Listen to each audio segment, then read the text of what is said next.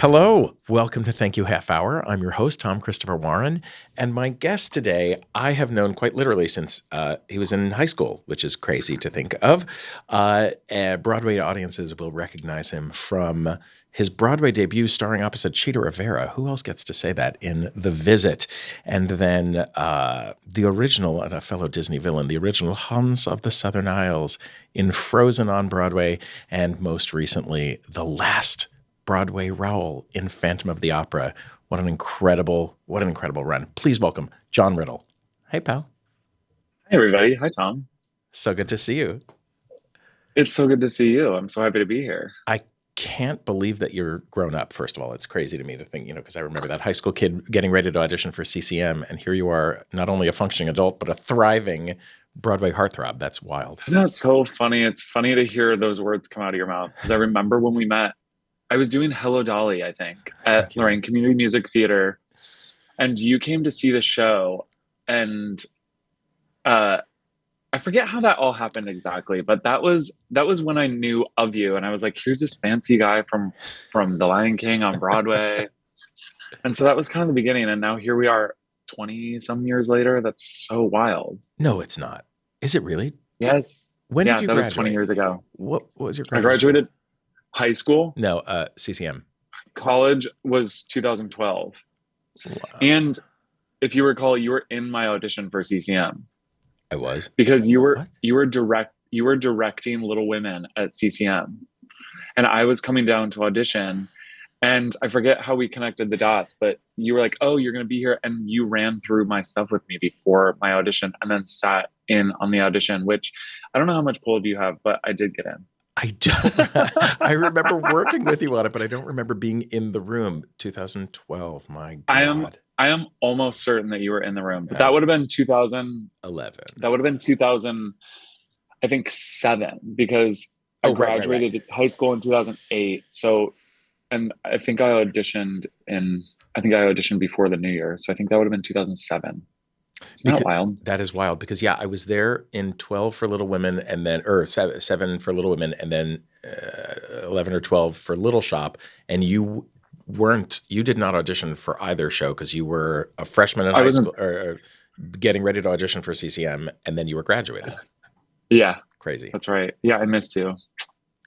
So Crazy. Because you're I too know. And now here we are. busy being a star. Well, I'm trying. I don't know about that, but depends on the day. For all of us, I think. For all of us. Yeah. Hey, Yeah. you are getting ready to go, and I want to talk about this too. Your relationship with the Muni in St. Louis. You're getting ready to go and play arguably the most iconic role for a male presenting actor in musical theater, Jean Valjean, and that's coming up soon, right? Like in a few I weeks. leave on Sunday. I leave on Sunday. Okay, Yeah. crazy. And you have all of this history with the Muni as a sort of formative training ground for you, right? You spent a couple of seasons Yeah. there. I was so after my freshman year of because in college everybody would we would I don't even know how we did this. We would Yeah, drive road to trip. St. Yeah. Louis. We would sleep like 12 of us in a hotel room. I don't know how we paid for it because I didn't have any money then. And um and we would all go audition, and I they would this is so crazy. Back in the day, it was at a high school in St. Louis, and they would line you up on the stage in groups of 20, and you would go down the line and sing the last 8 bars of On the Street Where You Live, and they would pull you out of the line. Can you imagine anything more horrific? And somehow I got plucked out of that little line. And that first summer I did 3 shows there. My first show was Annie.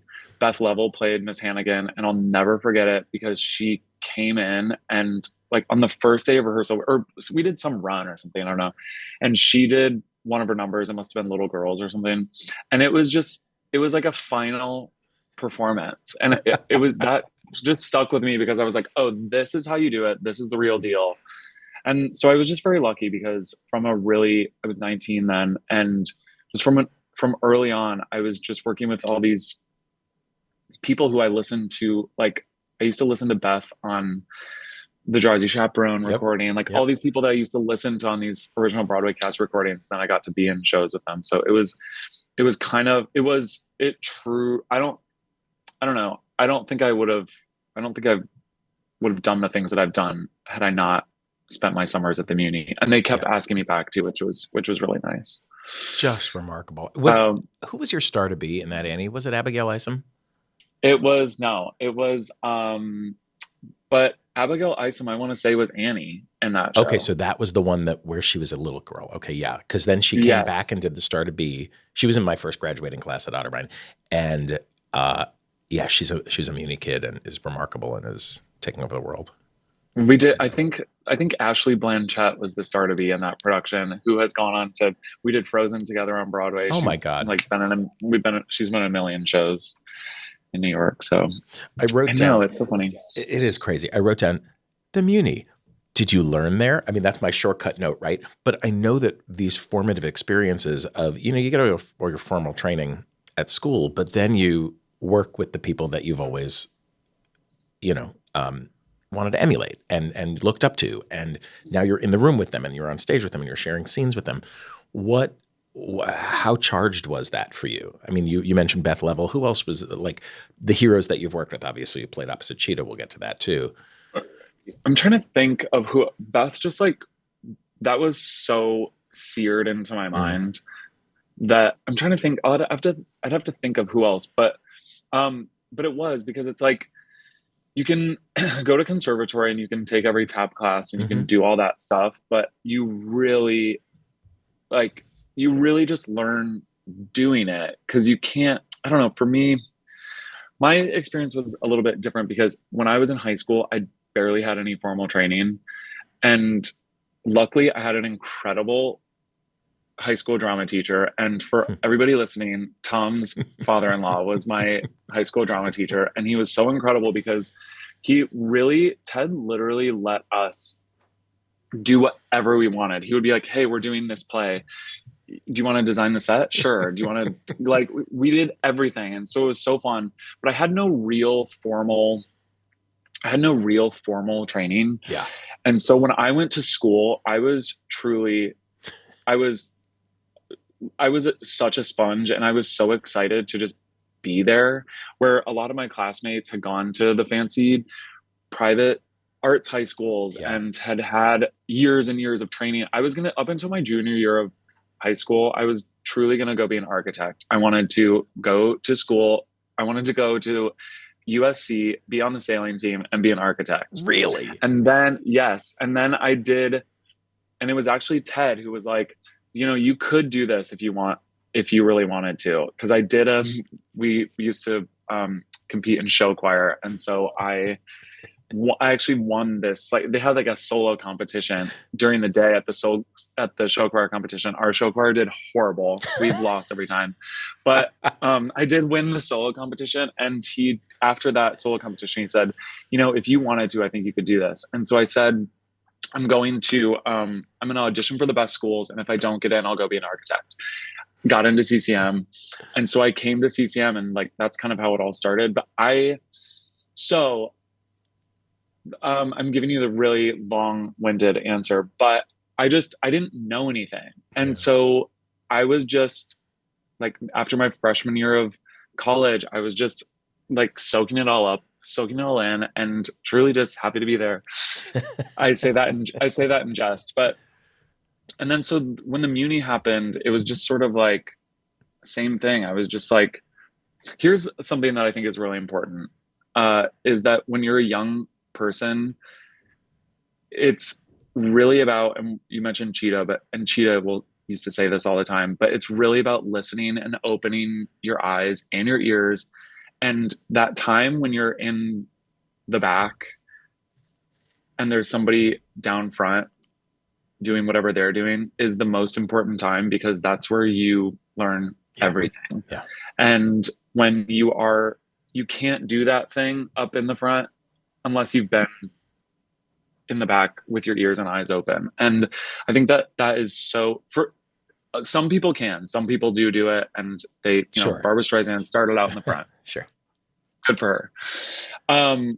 But I do think that is so important. And so I remember being there as a young kid and um, just making sure that I was soaking it all in. And learning and listening and keeping my eyes and ears open. And through that, like through osmosis and everything, all that stuff kind of seeps in, and that stuff never leaves you, I don't think. So I grew I up think with that's this. really how you learn. It is. I grew up doing a community theater in New Jersey, where I'm from, and there was this outdoor community theater structured similarly, just physically similar to the Muni, not as big, but 5,000 seats or so, and back then free to the public, so people came with their lawn chairs and their blankets and whatever, and it was federally funded.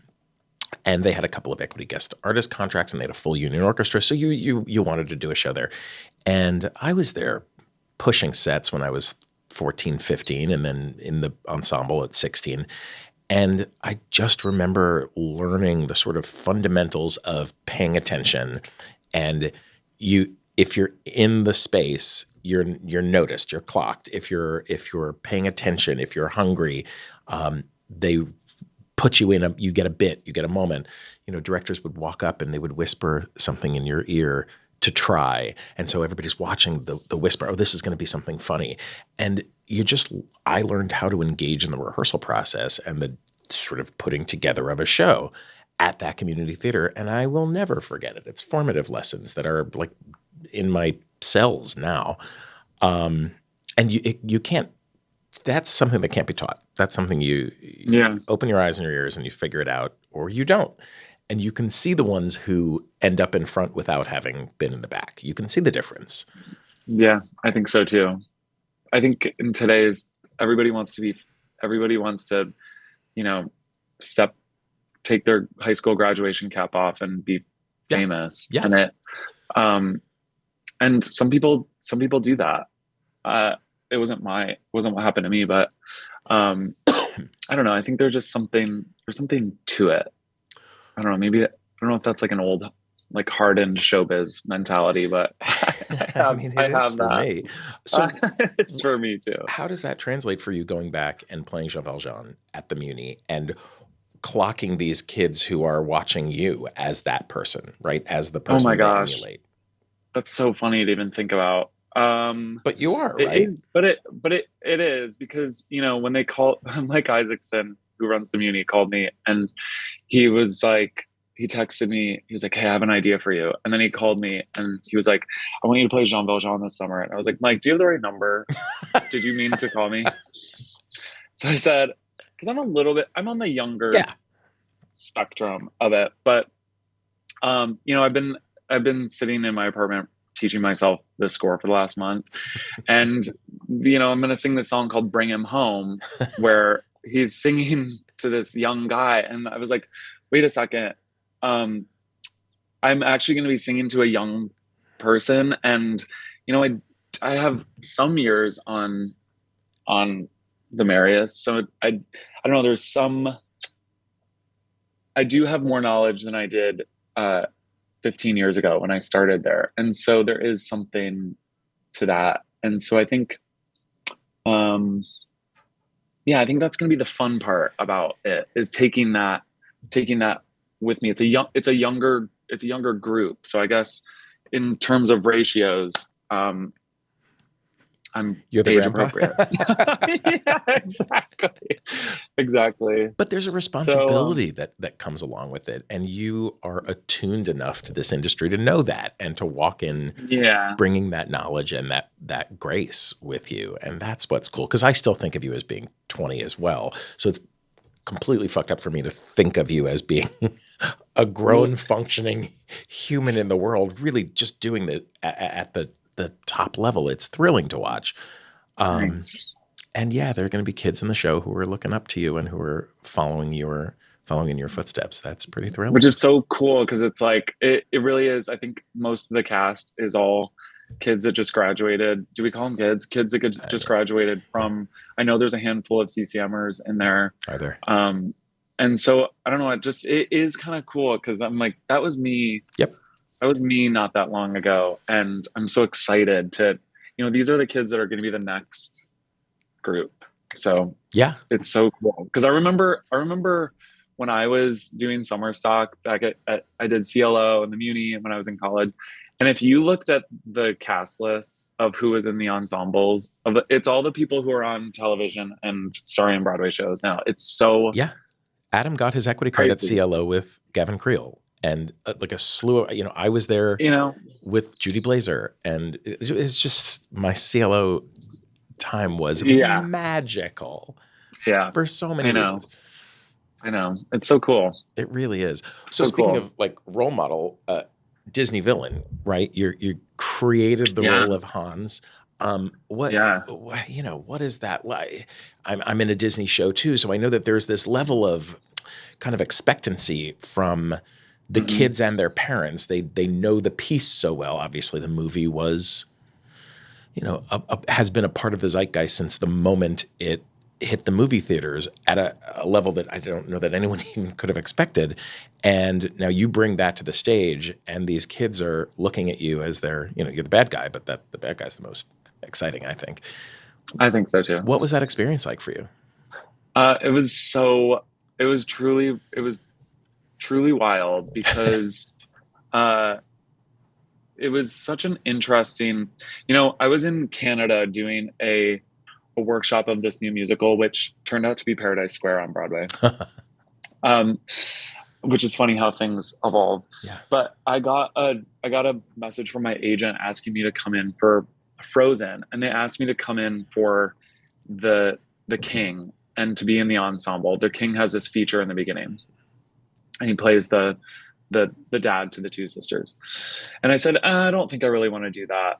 I'm trying to. I was at the time I was trying to go stand down in Yeah. the front, Yeah. Yeah. you know. And so the casting director Rachel Hoffman said, just come in. They're doing it's a it's a it's a workshop. So if you don't end up doing it on Broadway, just come in, would Be in the you? room. Yeah. And I said to my agent, I said, isn't there like I hadn't seen the movie at that point. I said, isn't there like a somebody my age, like a Prince guy? Because I knew Santino Fontana had Yeah. played some guy. And he said, yeah, but they don't want to see you for that. I said, okay. So I came in, did I sang for Stephen Aramis. I came in for the entire team and like did all the King stuff. I walked out. I went to a bar to watch Drag Race with my friends. My agent called me and said, they want you to come in tomorrow to read for Hans. And so I went home, watched the movie to figure out what this thing Frozen is about, learned the material as best I could, came in the next day, and I got the job for the workshop to play Hans. And then it was fast forward, it was like almost a year. I had to come back and audition. It was a whole process. And then I finally did get the job and did the out of town and then did it on Broadway. And so it was really just this long, like 2.5 years of this process that I was in that I had to frankly fight for in a lot Mm-hmm. of ways. And I was still kind of young. I was 26. I think I was 26 or 27 then. And so, and it just became really important to me because I had kind of, I had created a lot of stuff in the workshops and blah, Yeah. blah, blah. And so, so then to do it and open it on Broadway it was just like it was so incredible because so much of my life had been poured into it. Yeah. And I was also learning, and the dream is to originate roles. Like Yeah. that has always been what I want to do in Sure. this business. And so, so to get to do that, it was just so cool. And to do it with this big Disney juggernaut. I was a Disney kid I was a total Disney nerd when I was a kid. So that played a part of it too. And I also like playing the villain. So Yeah. that was also fun. And so it was funny. You're asking what that was like. It is interesting because to originate something is one thing, but I was originating something that already existed, which is sort of its own Sure. thing. And so, yes, there were expectations, but I tried to make it as Hans didn't have a lot in the movie, so there was more in the musical, which Yeah. was kind of nice. And I knew that I was successful when when he takes his turn in the second act and people would boo, and people literally told me they would tell me after the show, they said, we thought that they changed the story of Frozen and of Hans because we bought that you were the good guy until you weren't. And so I always thought that was, I knew I had done Yeah. my job because we tricked the people. Well, and I'm sitting here trying to think of another Disney villain that's structured that way, where you root for him for the first half of the narrative and then you're shocked by the turn. And I can't think of another one. Yeah, I don't know if there is one. He's so atypical and delicious. There may, I don't know. I'd have to think about that. Yeah, it's really yeah, pretty special. It was really fun. It was really special. It changed my life in a lot of ways. Yeah, so, yeah. I met some of my best friends on that show. It was wild. Yeah. Yeah. I mean, I remember seeing it and, having a bunch of pals in the show and standing on stage afterwards, greeting everybody and just going, oh, these are people doing some great freaking work. Yeah. It was so cool. And there is something unique about doing it at that level, but also knowing how many kids are watching and appreciating, and you're bringing kids into the art form that we know and love that maybe wouldn't go otherwise, right? There's a special, unique loveliness to that, I think. Yeah, totally. I think that those are like, oh my gosh, that's what Disney on Broadway has done for a lot of. Lion King is still so magical. Oh my gosh, I saw it again. I don't know, a year or so ago. It still hits. It still baffles me because I do understand why. I mean, I do, but when I think about 20, whatever it is now, 6 years in, and I look at the, it's sold out. Like it's doing very well. It's not limping along. It's thriving. Yeah. And there are all of these generations of kids who are seeing it for the first time. I remember somebody saying to me, I think it was John Stefanik, our associate director at the time, said, there's somebody in this crowd that is seeing theater for the first time. And he said, there's somebody in this crowd who's seeing theater for the last time. And I've never lost that. Like that blew my mind. I've never heard the first. I always hear the first time one. I've never thought of the last time. I'm gonna take that with me. I mean, it's because that's right. Yeah, it is. Were you you came back and did you close out Phantom? I did. I did the last performance on Broadway. Jesus, isn't that crazy? Come on. I know it was it was crazy. And Phantom was the first musical that I ever saw. I saw it in Toronto when I was either 4 or 5 years old, and we were not theater people at all. My dad used to listen to the radio at his shop, and he kept hearing the ad for Phantom of the Opera, and so he was like, I don't know what this is, but it sounds kind of cool, and the ad is relentless, so I feel like we have to go see this. And so he took us to see it we got tickets for Christmas that year. And he took us to see Phantom of the Opera. And my dad says that I sat there just like with my jaw on the floor, completely silent for all 2.5 hours.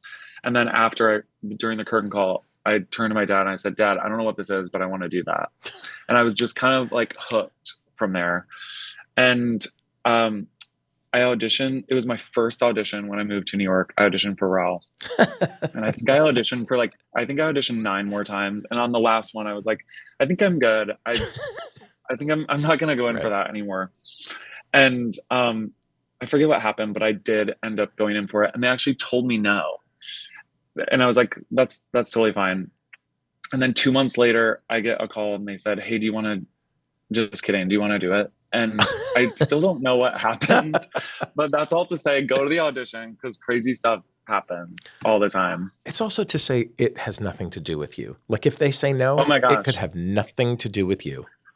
I even asked Seth was the resident, my friend Seth was the resident director there. And I was like, whatever happened to that? And he was like, I don't even know what you're talking about. So like, it wasn't a thing. It wasn't like, isn't that, I don't know. It's just so funny. I was not renewed after my first year of Lion King. My contract was not renewed and it was never really explained why. And then 4 months later, they called me back and I've never left since. So like, it's not linear. It's just a roller coaster. And it's just crazy. And you just have to go and see what happens. Yep. So I don't know. how do you feel? We're doing this on May 30th, and yesterday some news broke about the Majestic Theater.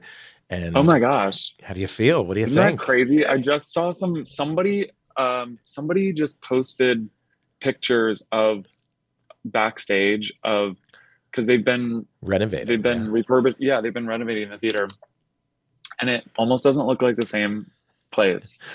I think what could be better than Yeah, that? That's the most perfect show to reopen the Majestic. I actually absolutely. just before we got on here, I texted. I said, we need to buy tickets to Yeah, Audra Gypsy. I mean, Is that what we call it now? I Audra think we Gypsy? should. And I'll give you credit for coining it, Audra Gypsy. I We can't because I wait. used to Patty LaPone Gypsy was like Yep. that was like the one for me.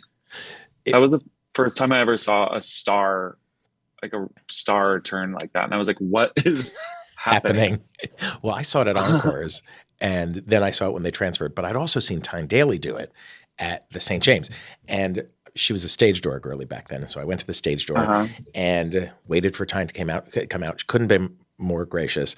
And I remember saying, "Congratulations on your Tony win."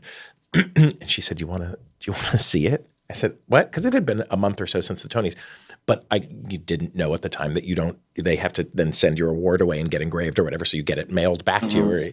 And it had come to the theater, and she had it in her purse, and she took it out of her purse, and I was That's like, "This is unbelievable!" that's incredible. My I'm little gay glad that heart that was exploded. that she wasn't just toting it around for a month. Although I would have loved that.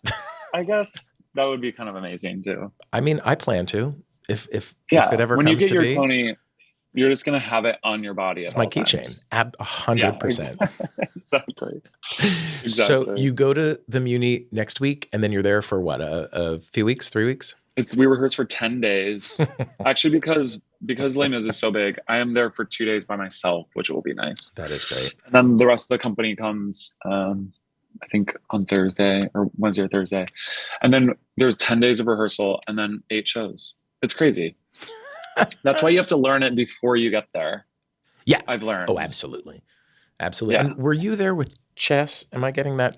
I did chess. So I did chess last year. That was my first time back at the community in it was I think 10 years Wow. since I had been back. And so it was last year was really wild to go to go back because Yeah. so much had happened since I had last been there. Sure. Like I got to be on Broadway a few times, and so it was just Yeah. it was very cool. It's a very It different was very experience. cool. Are you going to get to Yeah. cross paths with Vosk at all, with Waitress? Do you get to see each other? I think we miss each other. That's the only problem because once you get there, have you worked at the Muni before? No. It's truly Broadway summer camp, and once you get there, you just don't want to Breakneck. leave. That's Yeah. why it used to be really fun back in the day because we would be there all summer long. You would just do like 3 or 4 shows, and so you would see everybody cycle in, and it was a whole thing. Were you ever at Phantom with Max Quinlan? Was he the RD there? Or No, but I know Max.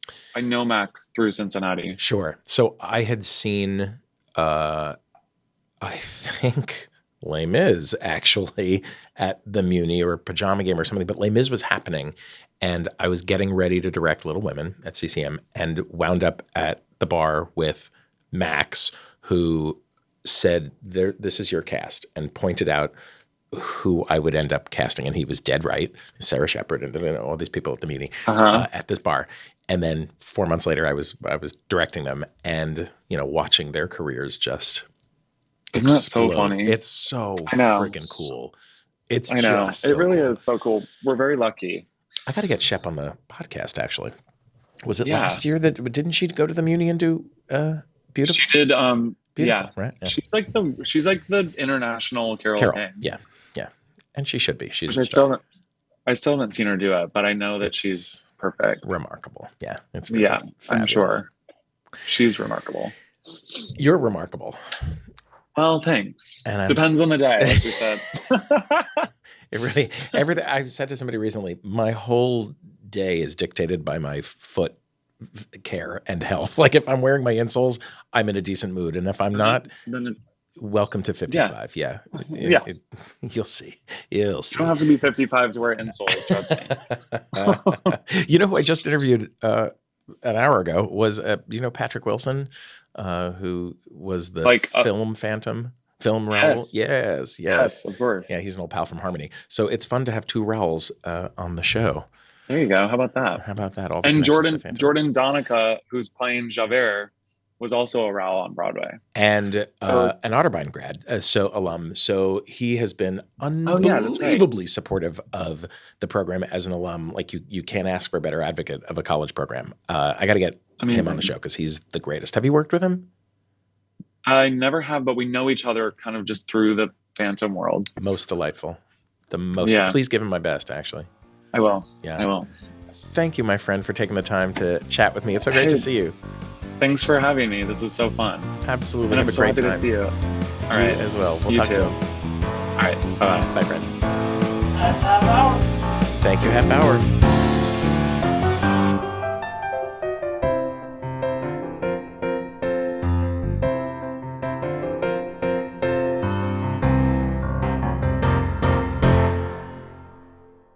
Boxland Media. Think big.